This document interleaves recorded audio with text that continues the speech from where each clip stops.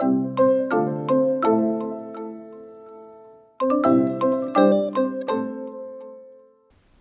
problème avec les points de rupture, c'est que c'est difficile de savoir à l'avance quand ils vont se produire. Comme disait dans un film célèbre l'enchanteur Merlin, croquer dans un gâteau, c'est comme croquer dans l'avenir. Avant d'y avoir goûté, quand sait-on au juste? Et une fois qu'on y a goûté, il est trop tard. Dans toute l'histoire des enfants d'Israël, après la sortie d'Égypte dans le désert, il y a de nombreux aléas qui s'accumulent. Et dans notre paracha Shlach Lecha, la paracha des explorateurs, va apparaître la goutte d'eau qui met le feu aux poudres, l'étincelle qui fait déborder le vase. Et donc nous sommes dans la paracha Shlach Lecha, dans les Nombres, au chapitre 14. Et voilà ce que nous dit le texte, je vous le lis directement en français. « Toutes ces personnes qui ont vu ma gloire et mes prodiges en Égypte et dans le désert, qui m'ont tenté 10 fois déjà. » Et donc il y a cette tentation Zé et Ser Peamim, et le Talmud enchaîne, le Talmud Arachin, en disant ce Zé-là, Zé et Ser Peamim, voilà de cela déjà 10 fois. Donc il y a un rajout, on aurait pu dire simplement 10 fois. Le Talmud Arachin nous dit, et c'est Resh Lakish qui nous le dit, et ce détail est important, Resh Lakish a dit que le texte nous disait que l'épreuve que les enfants d'Israël ont éprouvé Dieu, ce qui a quelque chose de paradoxal, 10 fois, c'est sur ce Zé-là que tout a été décidé. Pourquoi ?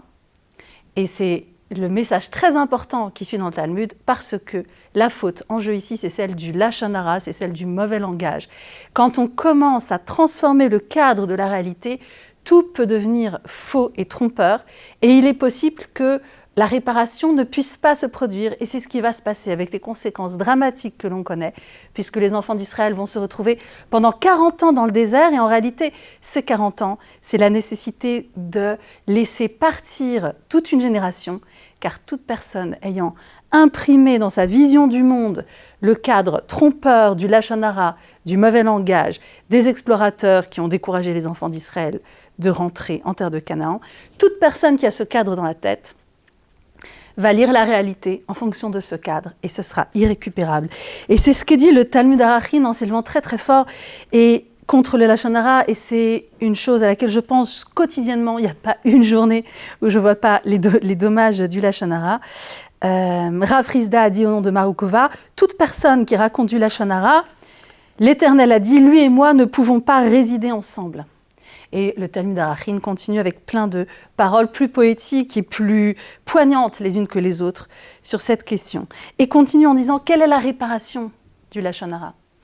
Et pour terminer en disant que le lashon hara n'a pas de réparation, sa seule réparation, c'est de faire ce qu'il faut pour ne pas en arriver à dire ces mots qui vont ensuite complètement fausser le cadre et qui vont rendre l'accès à la réalité, à la bonne réalité, à la possibilité d'entrer dans la terre de Canaan, de prendre ses responsabilités, ça deviendra impossible.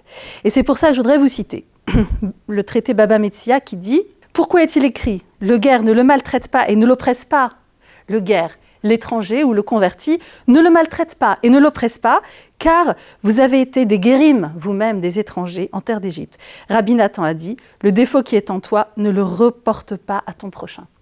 Et c'est là qu'on va reboucler les choses avec Resh Lakish, dont on a vu qu'il parlait de ce lashon hara qui fait déborder le vase. Resh Lakish, qui était un étudiant de la Torah excellent, et puis qui a été au passage un gladiateur et un brigand, on est au IIIe siècle, et il avait comme compagnon d'études Rabbi Yochanan, et ils étaient tous les deux dans un lashon hatov, un bon langage qui leur permettait de grandir et qui leur était vital, jusqu'au jour où Rabbi Yochanan a dit à Resh Lakish, à propos d'une question de brigandage, et il n'était pas d'accord sur l'interprétation, Rabbi Yochanan a dit à Resh Lakish, « Ah ben bien sûr, toi tu sais, toi t'es un ancien brigand. » Et ça a blessé Resh Lakish au point que, là aussi, on est arrivé au point de rupture. Et que Resh Lakish en est mort de désespoir.